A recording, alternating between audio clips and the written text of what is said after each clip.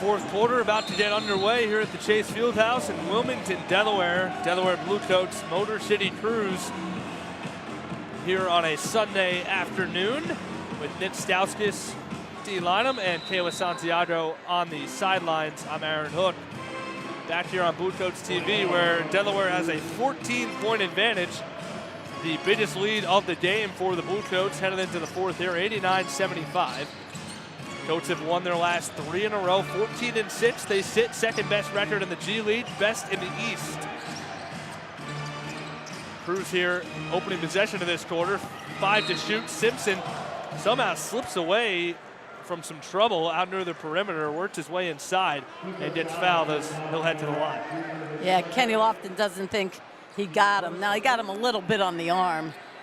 It's a shame because I think overall that was a great defensive possession by the Bluecoats. Lofton bailing him out there on the final seconds. But give credit to the Bluecoats tonight. I think overall they've done a great job defensively of, making the extra rotation, playing their part, being in the gaps, covering for their teammates. Yeah, and after giving up 31 points in the first quarter, they've held them to 20 in the second and then 24 in the third. Simpson hits the free throw. So he's got 13 along with 7 assists. He comes in second in the G League at just about 9 assists per game.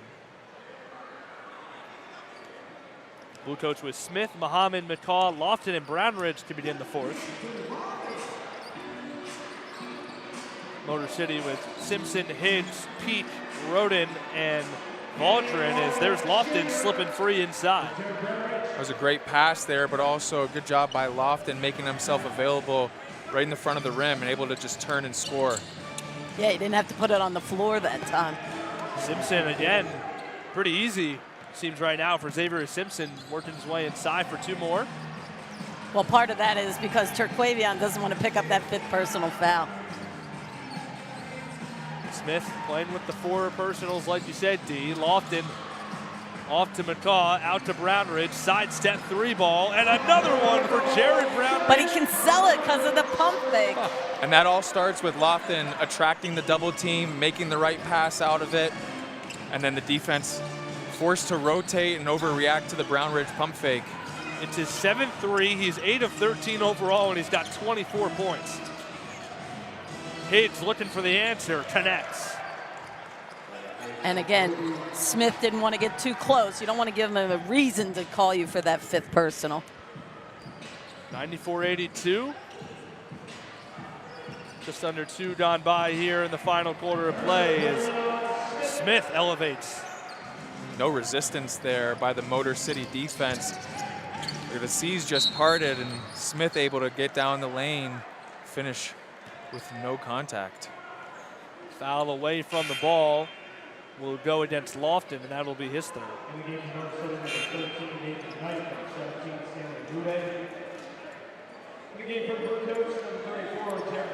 Stanley Amude has come back in, along with Nathan Knight for Motor City. Cumberland in for Delaware, replacing Jared Brownridge. Brownridge has set a new regular season high with the 24 tonight. Simpson 5 to shoot, guarded by McCaw. He swings it out tonight. He's going to let it fly as the timer expires. Rebound fought for and winds up with McCaw. So here are the Bluecoats, 35 of 80 from the floor, a touch under 44%. Cumberland looking to scoop it to Muhammad that time, and it goes awry. Bluecoats turn it over for the 10th time. Jeff Schroeder, the running back, to his left on 1st and 10. Fakes the give. Harvey steps up. Another deep shot down the field. And this ball is incomplete. No flag that time. As Shamar Love that time was running step for step with E.J. Tallarico, the junior receiver. And so 2nd and 10 now for Harvey and the Blue Jays. Tallarico looking for his first touchdown of the season right there would have been a huge yardage gain. And for the Profs today, they are 0 for 3 on third downs, but obviously the opposite end. We have seen Johns Hopkins excel on third and fourth down. And Johns Hopkins being 4 of 5 on third down in this game today. Far out receiver motion. Another throw here for Harvey on second down. He'll try Tallarico again, and this time he has the catch for a first down reception right up along the Prof sideline. Rowan arguing that he was out of bounds, but they do award him the catch and the first down. A pickup there of 11 yards moves the sticks for Hopkins. And Harvey's been dialed in. He's got the short passes to work, the long passes to work. Something we haven't seen the Prof side with Goldsboro today. Harvey, to this point, 63 completions on the year, 8 touchdowns, 4 interceptions. The run to Schroeder. Up the middle he goes, and he's stopped at about the 47. A 3-yard run on first down. 2nd and 7. Now for the Blue Jays.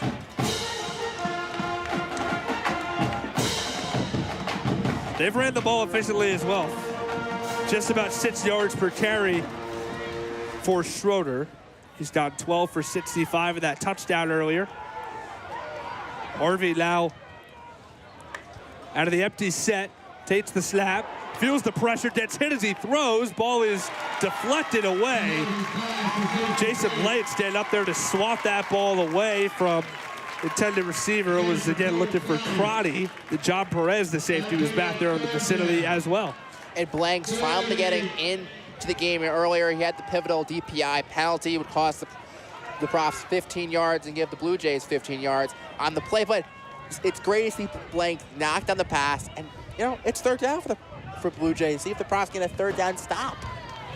3rd and 8. Hopkins from the Rowan 48-yard line. Flag is out. Play down the field. Catch is made. And into the end zone for the touchdown goes Josh Polis. We'll check the flag, but I believe it'll be against the Profs. And this could be a pivotal moment in this ballgame. Hopkins may have just blown this one open.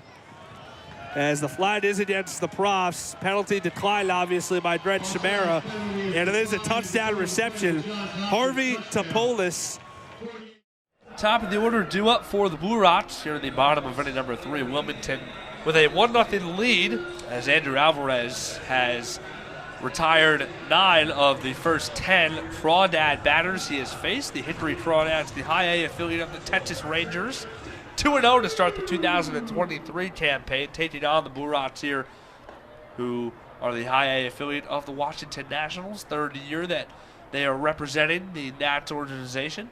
1-3 to start their season after taking one of the first 3 on the road against the Aberdeen Ironbirds, the Orioles affiliate, and then losing last night here in the first game of a 6-game set to Hickory. Jay DeLue, the third baseman, digs in here and chops the 1-1 pitch foul. Not a good pitch to swing at right there. Inside, but you also check your swing. Yeah, a little bit of a half swing. Yeah, second guessing yourself. You got to have full confidence when you're at the plate. So Alou behind 1-2 to Gavin Collier out there on the hill. Misses high this time with the fastball. Count now even 2 balls and 2 strikes. So Collier really struggled to get out of that second inning. Got the first 2 outs, and the Blue Rocks put together a little bit of a rally after that as this one just misses Good eye. off the black away and count a dead full at 3-2. Blue Rocks have seen a lot of pitches from Collier here so far through the first couple of innings, but you had the McKenzie walk and then the Perez double to drive him in, and then Pena extended the inning with a walk as well. But this time Collier blows the heater right by Alou, gets him swinging for his second strikeout of the evening, and there's one away here in the bottom of the 3rd. Yeah, Lou just didn't look that confident at the plate, even on the last swing that he had. Not even just the check swing, even swinging in on that strikeout.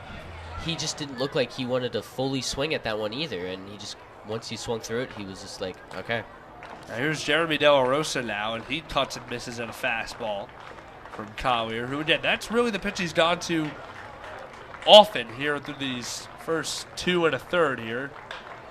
There's another one shot right back on the middle by De La Rosa, taken in this time by the shortstop Chavez, and the throw is in time to first to beat De La Rosa there by about a step for out number 2. Yeah, and going back to the confidence and stuff, confidence is your biggest friend when you're at the plate. You need to use it to your advantage, because if you don't have confidence, you're not going to do well at the plate, because you're going to overguess yourself. So Alou needs to have this confidence back. That's one thing he needs to do in this rehab assignment, is regain the confidence that he had in AAA. Yep, again, Alou last year hitting close to 300 with AAA Rochester, 11 homers, 50 RBIs, was on his way up to the big leagues with the Nationals before he suffered that injury, and was a Blue Rock as well. A couple of years ago, he hit over 300 for the Blue Rocks in April and May before getting called up during the midst of that summer back here in Wilmington. And now James Wood did the 3-hole hitter, takes a strike on 2-0 over the heart of the plate, 2 balls and a strike to the Wilmington center fielder, the #1 prospect in the Nationals organization, just 20 years old, acquired in the Juan Soto blockbuster deal last year. 2-2 now to Wood. Went 3 for 4 yesterday, and he's batting .308 on the season. So 4 RBIs going to be well. A fun guy to watch. Yep. I mean, we saw Darren Baker, Pineda, Marihildo last year. This guy, James Wood, is the guy to be keeping an eye on this year. Shoots this one foul over to the picnic area, left field side, out of play. Rains 2-2 on Wood, who he can fly as well. He's a 5-tool guy. He's a great center fielder, can steal bases. He's got pop in the bat. He's a big guy, 6'6" and about 240 pounds. That's the thing with sports nowadays. To be the best, you have to be able to do everything. Like back then, if you did one thing good, you're considered pretty good at the sport. Right. But now with sports, you have to be able to do everything at the best level possible. 2-2 misses upstairs, and now a 3-2 coming from Collier, and there's a breaking ball in there over the heart of the plate, looked at by Wood, and it is a called strike 3. So good inning for Gavin Collier. Good bounce back inning after allowing the Blue Rocks to get on the board in the bottom of the second. Here in the bottom of the third, he goes through the top of the Blue Rock order, 1, 2, and 3, picking up 2 strikeouts along the way. 1-0 Wilmington remains the score as we head to the top of the fourth. Andrew Alvarez coming back out for another inning of work when we return here on Rowan Radio, 89.7 WGLS FM, and online at rowanradio.com, channel 2. The final in Game 2 of the doubleheader, Penn over Brown, 6-5. I'm here with the man of the moment, Ryan Taylor. Ryan, if you can, tell me what it was like to walk it off and have your teammates mob you in that 11th inning. Oh, yeah, it was awesome to pick myself up after what happened in the 9th inning. Made an error, which cost us the game to get tied, but my teammates really picked us up, and without them, anything is possible. And I mean, it was awesome just to pick myself up, and it's an awesome moment. It's surreal. You guys just played your 4th doubleheader. Are you used to it? Yeah, we're used to it. Takes some time. Like, we do it every year, so we get used to it pretty quick. Just have to eat well, stay energized with the guys, and we're good. You guys won the league last year, and despite an up-and-down March, you got to feel like you guys are coming around at the right time, right at the start of Ivy League play. Yeah, we're definitely playing better as a whole. The pitching's getting a lot better, hitting's coming around. So if we do that, we feel like we can beat anybody and hopefully win this league again. Ryan Taylor, walk-off hit in the 11th inning, 6-5. Penn takes it over Brown. For more on what their tournament has been like thus far, mentioned 2 games played so far, let's go down to our sideline reporter, Aaron Hook. Aaron? Guys, I had a chance to speak with USA head coach Abigail Goldberg on the bus ride over here, and she tells me that despite her team looking for that elusive first win in this one against Team Argentina, they don't feel like the team that's 0-2. It's a very tight-knit group with players coming from across the Midwest and the Eastern Seaboard. They had their training day down in Bethesda, Maryland. They had a very nice team dinner. They've been a very connected group from day one, and she really likes the way that her team has been able to put together good stretches through the first 2 games, but despite dropping them both, they've been able to put together really good periods. She says it's about finishing strong. They're having a really good time here in Buenos Aires, and like you guys said, with that day off with Chavez yesterday, they're well rested and looking to get in the win column here today. Back to you guys. Thanks so much, Aaron.